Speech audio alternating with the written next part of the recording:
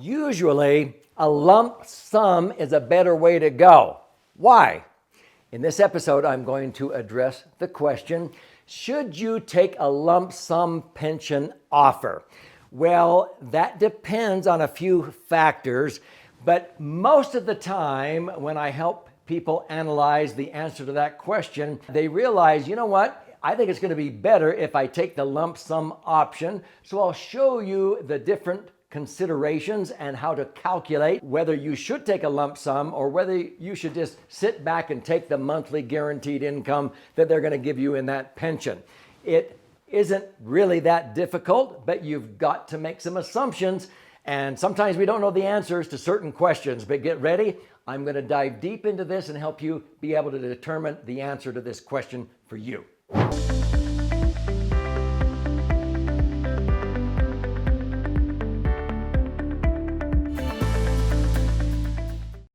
So my name's Doug Andrew, and I've been a financial strategist and a retirement planning specialist for more than 46 years.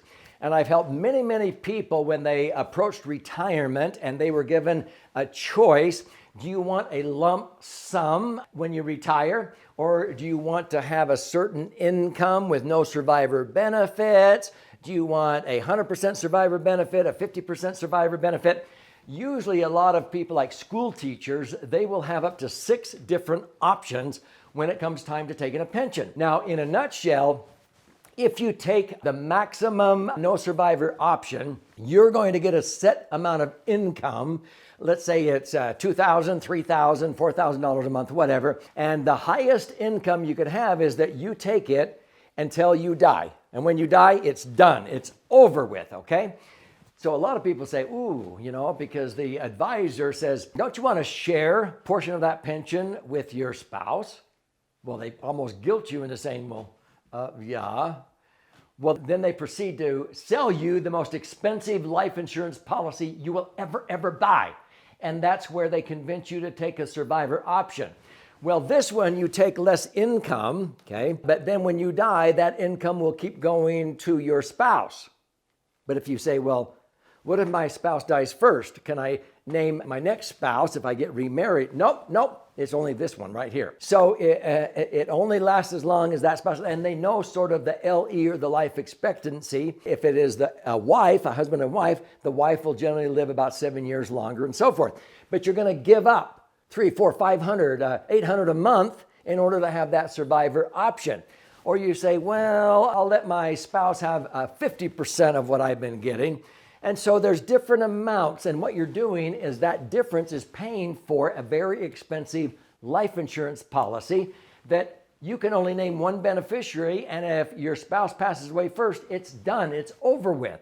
So generally speaking, I help people maximize their pension by either taking a lump sum by using the formula I'm going to share here, or they would take the maximum income and they would take that difference that the state or whoever was offering the pension was going to take to buy insurance for you. And we put that amount into an insurance policy, a life insurance policy, and it ends up being much greater, and you can change the beneficiary. If your spouse predeceases you and you get remarried, you can name another beneficiary or your kids. And this way you don't disinherit your kids from the pension, because I've had people who retired. I had one client, she was the secretary for a principal at a high school, and she retired and took the pension, and she died with a massive heart attack within 90 days after she retired. It was over. It was done. If she had chosen to have just the no survivor option. But we actually did choose that with taking the difference into a big insurance policy on her. And she was able to leave behind $500,000, actually a little bit more than that, totally tax-free when she died. So she didn't give up anything. If she had kept the pension, it would have either disappeared or her spouse would have only received that for as long as he lived.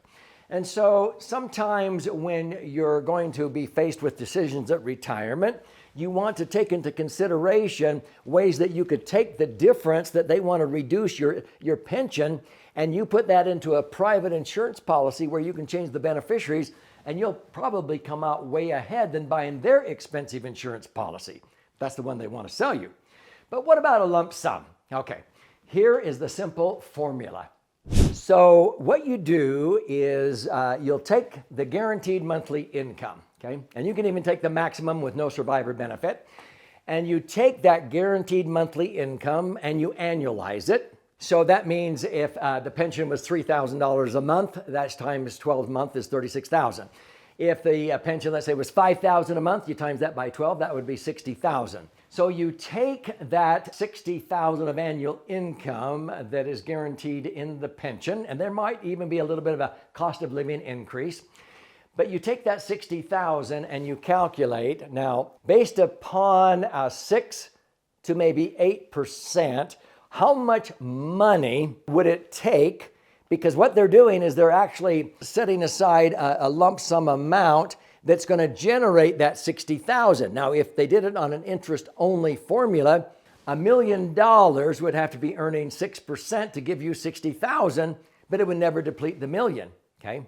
Well, I have usually found that with my favorite vehicle, the Laser Fund, I can generate a 6 to an 8% payout pretty predictably based on some of the worst periods of time since the Great Depression. You can learn about this. I'll show you at the end of this episode, if you stay with me, how you can get a free copy of that book. It's called The Laser Fund, 300 pages of charts, graphs, and explanations. So just suffice it to say, if I have $1 million and it's earning 6 to 8%, I could pull out $60,000 to $80,000 a year of tax-free income, not taxable. See, a pension is taxable. You have to pay tax on that. And so if you were getting $60,000 out of a pension and you have to pay tax on that, you're only netting maybe $45,000, okay? Because you have to pay tax of 25 or even 33%. You pull out 60, maybe you're paying $20,000 in tax. You're only netting $40,000 to buy gas and groceries. So you calculate that compared to what you could get if you had a tax-free vehicle. So you take that and you put it over into the lump sum. Now let's say the lump sum option is $1 million. So if you took $1 million and you put it into a Laser Fund, that's going to generate $60,000 to $80,000 a year tax-free. Well, if the net after tax on the pension is only $40,000, then you go, well, if the lump sum is only $800,000 earning 10% is $80,000, but if it's 8% on $800,000, what's that? That's $64,000 a year tax-free. That's still better than the net out of the guaranteed income. So what you're doing is you're calculating, if I took the lump sum, you take the lump sum offer and you times it by 6%. And maybe even 8%, and that's pretty much what you could get without depleting principal in tax-free income if you use your own private account like a Laser Fund. And at the end of the day, the 800,000 or the million when you die is going to blossom to 2 million. There's not a pension around that will do that. Your pension is gone. So you take the lump sum, times it by 6%, and if that equals or exceeds what your guaranteed income is, it's a no-brainer, because why would I take an income which is less because I have to pay tax on it, and when I finally die, it's done, it's over, it's gone. There is no survivor benefit, or if it is, if your spouse predeceases you, it's gone. You cannot rename a beneficiary. Why would you do that? Whenever I have taken lump sums and put it into a Laser Fund for my clients, not only did they get more income, it was tax-free, but at the end of the day when they died, it blossomed, it doubled, sometimes it tripled and transferred income tax-free to their spouse and to their heirs. If they had chosen the monthly income, it would have been gone when they passed away, or at least when they passed away and their spouse, if they chose the survivor option, which always comes at a cost. It's the most expensive insurance policy they would have ever purchased if they chose that. So what are the key takeaways here? I'll give you one final example. I had a woman who had $250,000.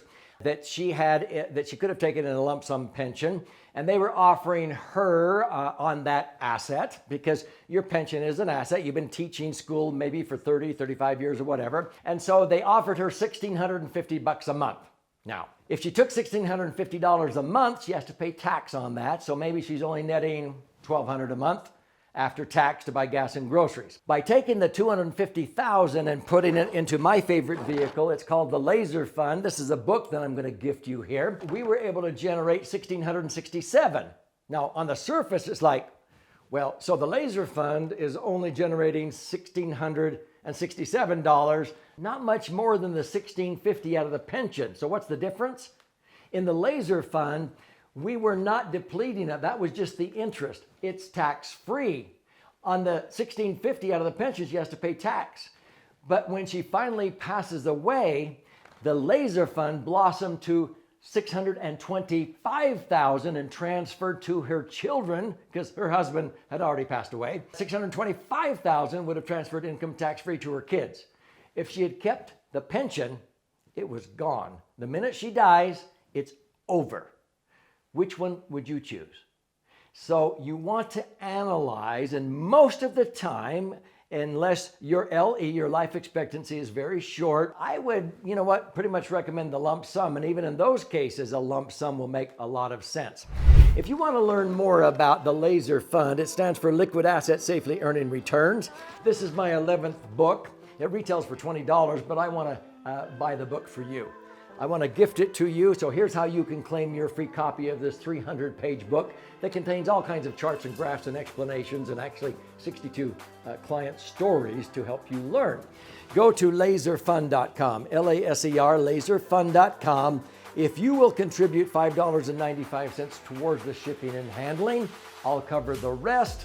I'll pay for the book, and I want you to type in questions at the bottom.